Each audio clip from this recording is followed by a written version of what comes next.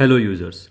In today's video, we will see how to use Groupbook or add members in the CashBook app. Let's say I want to add members in this staff account CashBook. So to add members, you can see the three dots in the right corner of the staff account CashBook. So I'll just tap on it and click on add members. So you can add members via two ways.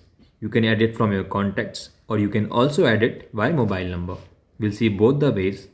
First we'll add via mobile number. It will check if the contact is on CashBook app or not. So this contact is already using the CashBook app. See, it is written here, CashBook user. Now it will give me three roles: data operator, viewer and admin, and all these roles have different powers of using this CashBook. So you can read them and you can choose your role as per your need. So in this case, I'll give him the role of data operator. I'll add him.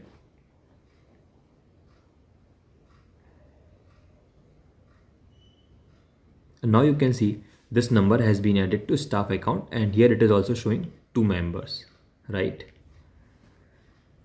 Now we'll see one more way. But for this method, you need to open the CashBook.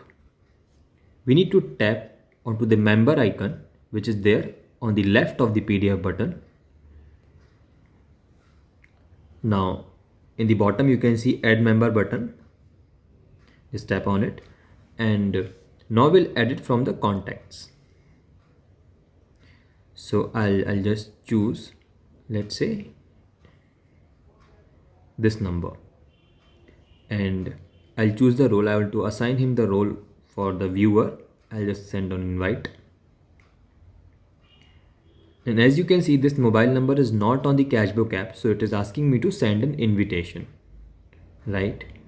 So I can change the role and I can copy this link from here and I can share it on the WhatsApp, and here also it is giving me on share it on WhatsApp directly. I can also share it, right? And I can also share on the other apps like via my Instagram, my SMSs and all other modes. So in this way, you can use the Groupbook feature in the CashBook app. Thank you.